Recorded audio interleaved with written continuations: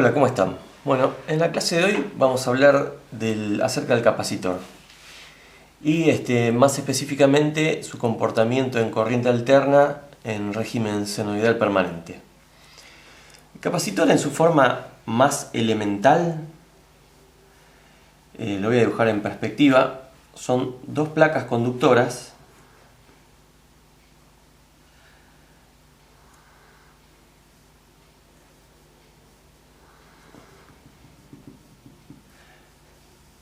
con dos terminales de conexión,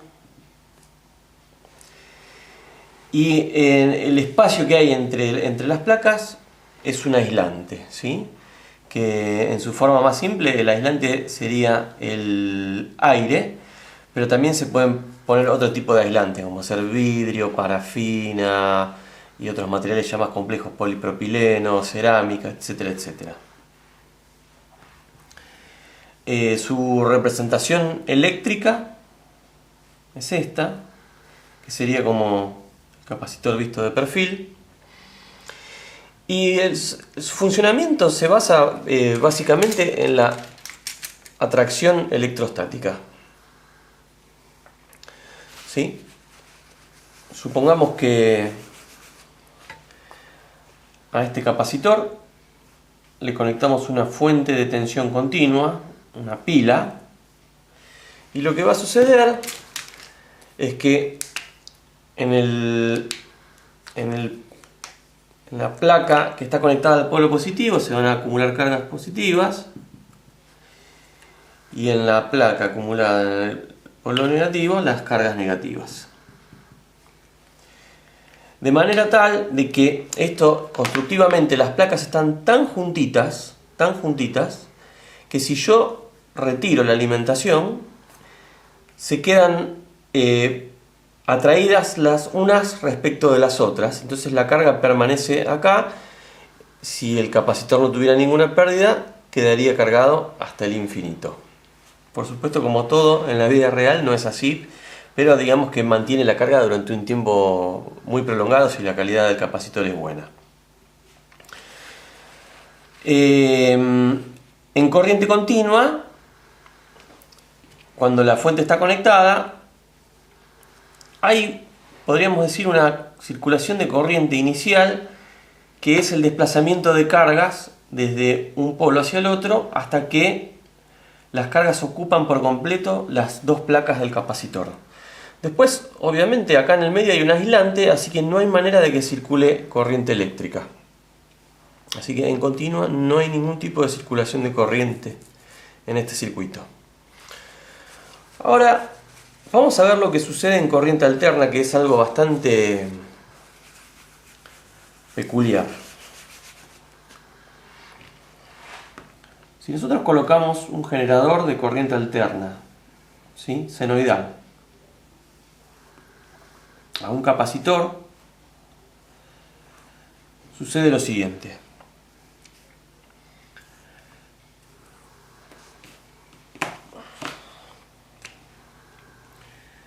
La señal tiene un semiciclo positivo y un semiciclo negativo.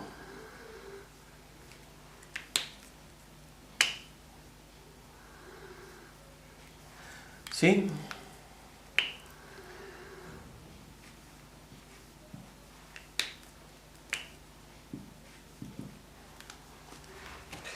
Entonces, lo que va a suceder es lo siguiente.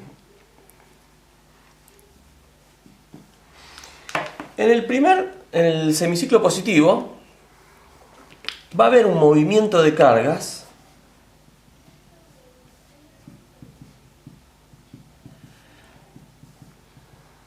hacia una de las placas,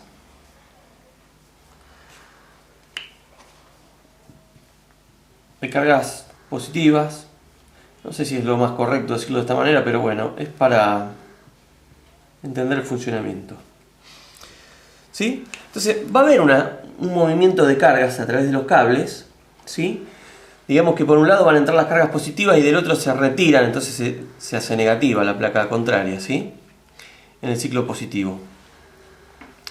Hasta que se carga por completo, ¿sí? O sea, cuando llega a este punto, el punto máximo del pico positivo, el capacitor se cargó al máximo valor de tensión posible. Pero ¿qué va a pasar después? Al ir descendiendo el senoide y después entra en el semiciclo negativo, todas estas cargas positivas se van a retirar, ¿sí? Y van a dar paso a las cargas negativas, porque viene el semiciclo negativo, ¿sí? O sea que a continuación el capacitor en realidad se va a cargar del sentido opuesto en el siguiente ciclo.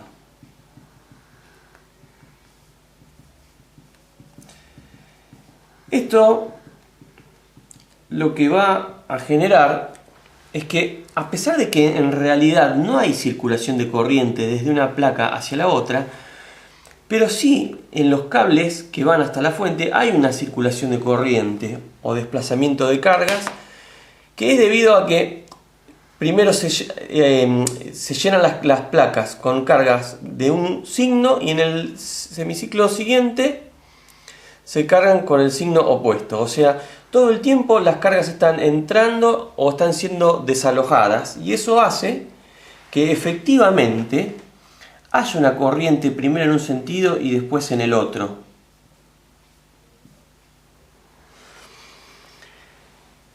Entonces es como si yo de hecho pongo un amperímetro acá, un amperímetro de corriente alterna, voy a medir que hay una circulación de corriente, a pesar de que acá está abierto el circuito. Y esa corriente no es ni más ni menos que las cargas que entran a llenar el espacio que hay entre las placas y luego salen o son desalojadas. Entonces, acá podemos deducir dos cuestiones. Una, cuanto más grandes sean las placas, cuanto más grande sea el área de las placas, el área de cada una de las placas, más carga eléctrica pueden acumular. De hecho, la capacidad de un capacitor, que se mide en faradios, es directamente proporcional al tamaño de las placas e inversamente proporcional a la distancia que hay. Inversamente proporcional a la distancia que hay entre las placas. O sea, cuanto más juntitas están, cuanto más chiquita es la distancia, más capacidad presenta ese capacitor. Y también interviene la constante dieléctrica del material que esté en el medio, ¿sí? Pero no quiero entrar demasiado en esos detalles, sino que quiero que deduzcamos lo siguiente. Si la placa es más grande, el valor de capacidad del capacitor es mayor, y como es más grande y tienen que entrar mayor cantidad de cargas, la circulación de corriente va a ser mayor, porque para llenar un espacio más grande en el mismo periodo de tiempo, las cargas se tendrían que desplazar obviamente mucho más rápido. Eso significa un incremento de la corriente. Lo mismo sucede si para un mismo capacitor aplicamos una señal de una frecuencia superior, va a suceder lo mismo, porque en la señal de abajo se va a tener que llenar el espacio que hay disponible en el capacitor en una unidad de tiempo mucho más chiquitita respecto de la señal que estamos aplicando en un comienzo. Entonces también podemos deducir que a mayor frecuencia el intercambio, como va a ser más rápido, hace que la corriente aumente. Bueno, esto que hemos deducido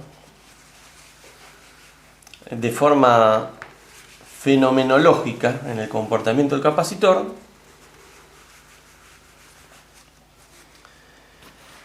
se representa a través de la reactancia capacitiva.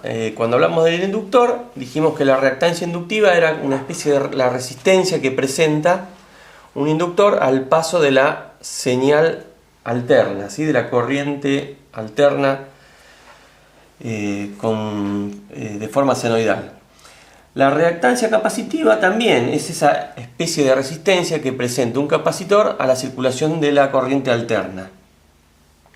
Y como vimos recién, cuanto más grande es el capacitor, mayor es la circulación de la corriente. Por lo tanto, la reactancia debería ser menor. Y también dijimos que Cuanto mayor es la frecuencia, también más grande es la circulación de corriente, por lo cual también más chiquitita debería ser la reactancia. O sea, que la reactancia inductiva es inversamente proporcional a la frecuencia y al valor de capacidad. La frecuencia, recuerden que está implícita en omega. Omega era igual a la velocidad angular del generador en radianes sobre segundo, y C es la capacidad del capacitor expresado en faradios. Entonces, con esta ecuación hallamos la reactancia capacitiva, el módulo de la reactancia capacitiva.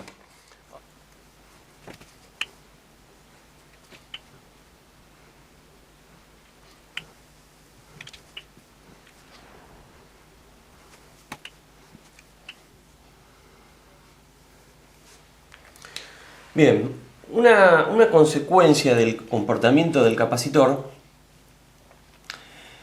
es que, al contrario del inductor, que la corriente retrasaba 90 grados respecto de la tensión aplicada, en el capacitor sucede lo contrario. ¿Por qué? Fíjense que en el momento inicial,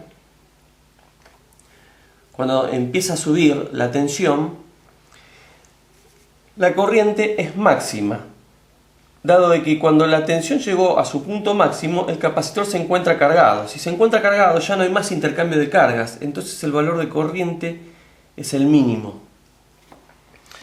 Entonces, lo que podemos observar nuevamente es que, según el ciclo, acá tenemos un periodo, ¿sí?, donde tenemos los 360 grados, acá tenemos 180 y acá tenemos 90 grados nuevamente de desfasaje entre corriente y tensión. Pero esta vez la corriente adelanta 90 grados respecto de la tensión. O sea, es digamos, el inverso del inductor. El inductor retrasaba 90 grados respecto de la tensión aplicada, y en el caso del capacitor la corriente va a adelantar 90 grados respecto de la tensión aplicada sobre el mismo. Ahora vamos a ver cómo es la reactancia capacitiva expresada o vista en forma fasorial.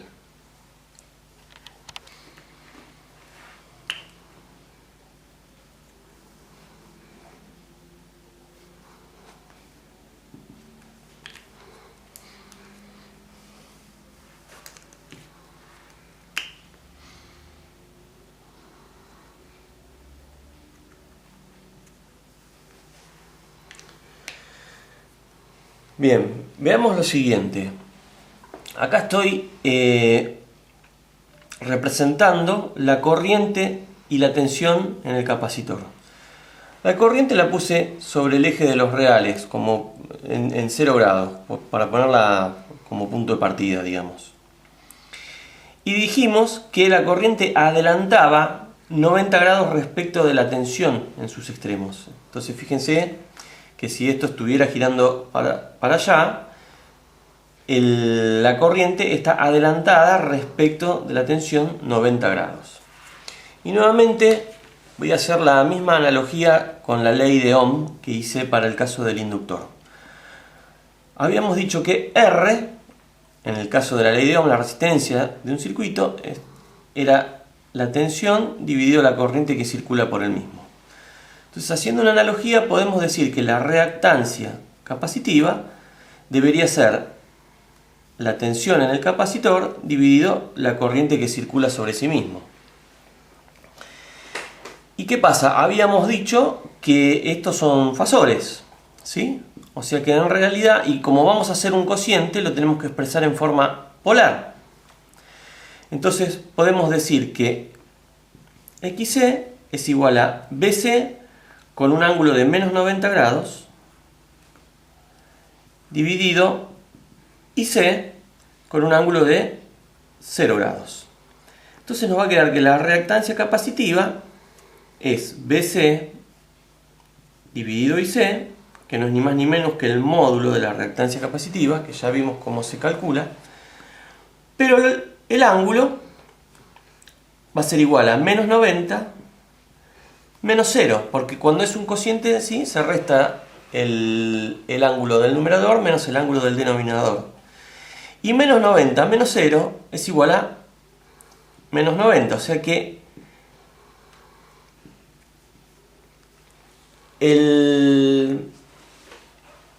la reactancia capacitiva expresada en forma polar es igual, el fasor XC es igual al módulo de XC con un ángulo de menos 90 grados. ¿Sí? Esto siempre es así. Voy a borrar esto para que no quede tan desprolijo.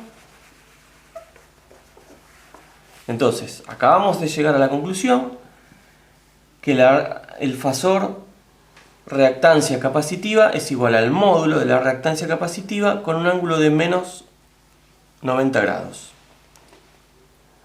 Siempre.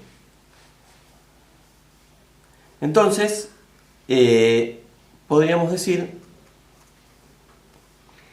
que está por acá.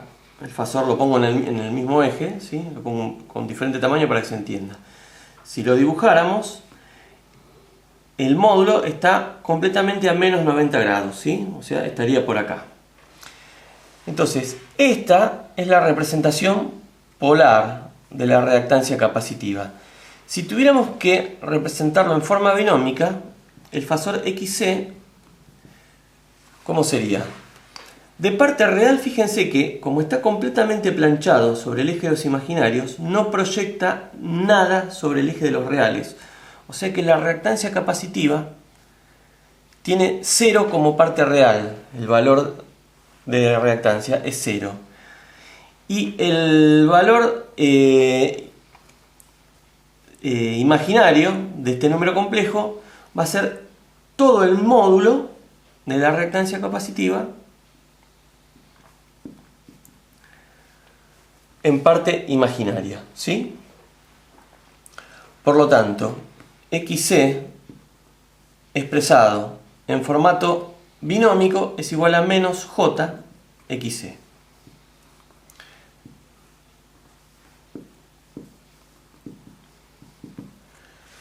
Bien, entonces, redondeando, la reactancia capacitiva expresada en forma polar es el módulo de dicha reactancia con un ángulo de menos 90 grados. Siempre es así. ¿Por qué? Por las propiedades físicas del capacitor.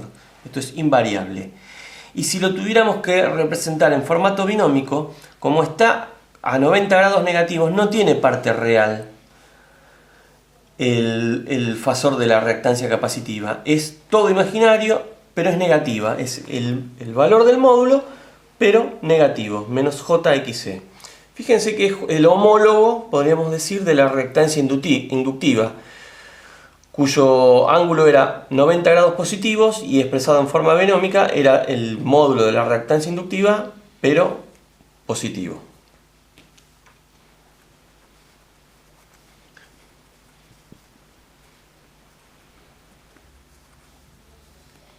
Bueno, nuevamente vamos a hacer esta experiencia para que no sea un acto de fe, lo que les dije hace un rato. Y les voy a demostrar con este circuito cómo la corriente adelanta 90 grados respecto de la tensión. Entonces, nuevamente la premisa es la misma. Vamos a colocar una resistencia en este circuito que sea respecto de la reactancia capacitiva de este capacitor mucho más chiquitita.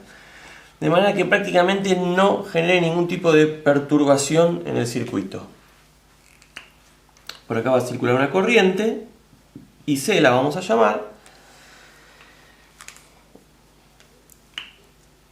y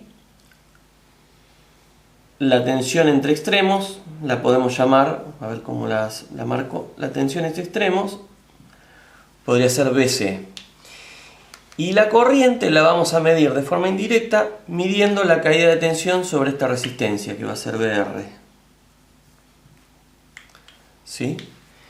Que es de esperarse que sea muy chiquitita, porque la mayor caída de tensión va a estar en el capacitor. Por eso me animo a decir que BC es todo el extremo y no la caída de tensión sobre el capacitor, porque la caída acá va a ser despreciable, pero va a ser lo suficiente como para que la podamos medir y la caída de tensión sobre esta resistencia va a ser directamente proporcional a la corriente que circula en el circuito, porque no hay desfasaje entre la tensión y la corriente en una resistencia.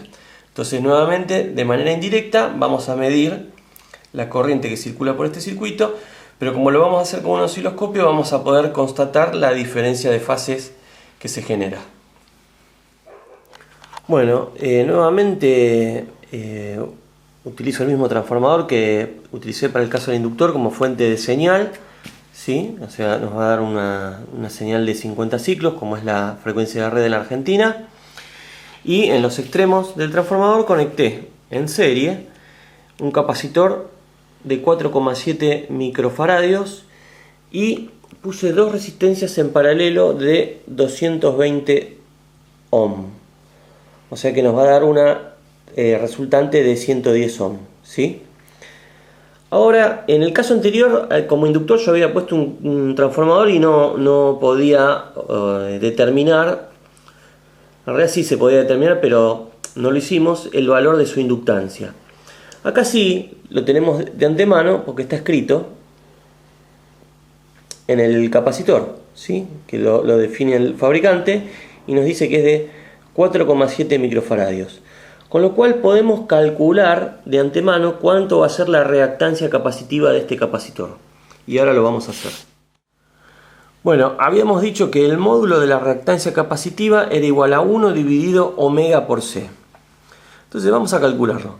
Omega es 2 por pi por F. Entonces, 2 por pi por F sería la frecuencia del generador en Argentina es de 50 ciclos. Entonces 1 dividido omega por C. Acá ya pusimos omega, 2 por pi por F. Por el valor del capacitor, ¿sí? Era omega por C. Y dijimos que vale 4,7 microfaradios. O sea que es 4,7 exponente a la menos 6. Presiono la tecla igual. Y a ese valor hago la inversa, porque era 1 dividido omega por C, o sea, x a la menos 1. Nos da que ese capacitor, un capacitor de 4,7 microfaradios, colocado en una señal de 50 ciclos, presenta una reactancia de 677 ohm.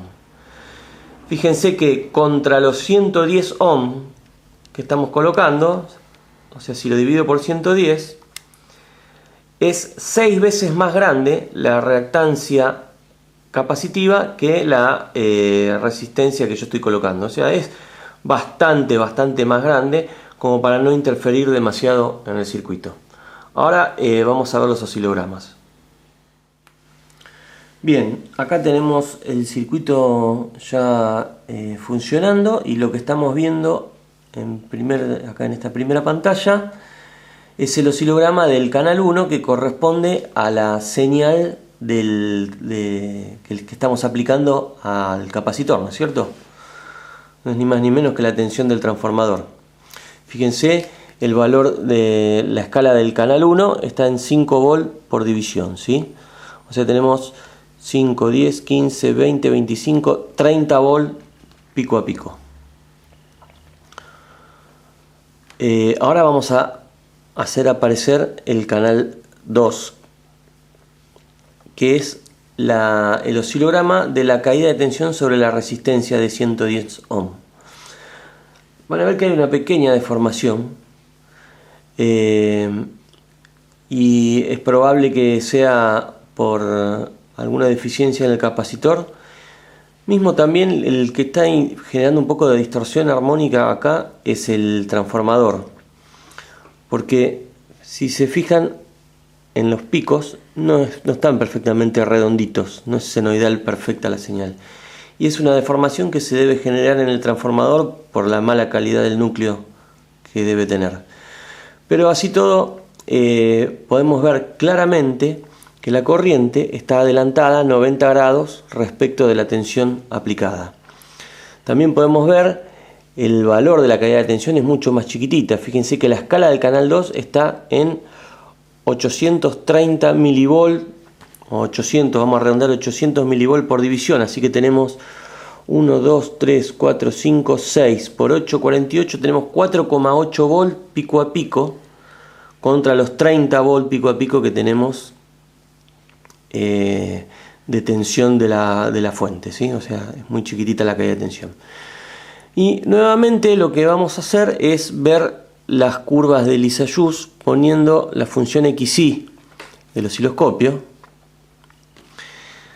Y podemos ver cómo también, dado que el desfasaje es casi 90 grados, se forma un círculo bastante perfecto. En esta oportunidad no tenemos tanto ruido como en la experiencia que hicimos con el inductor, entonces la línea se ve mucho más definida. Pero sí vemos estas pequeñas distorsiones, que es esa distorsión armónica que tiene la caída de tensión sobre el capacitor, ¿sí?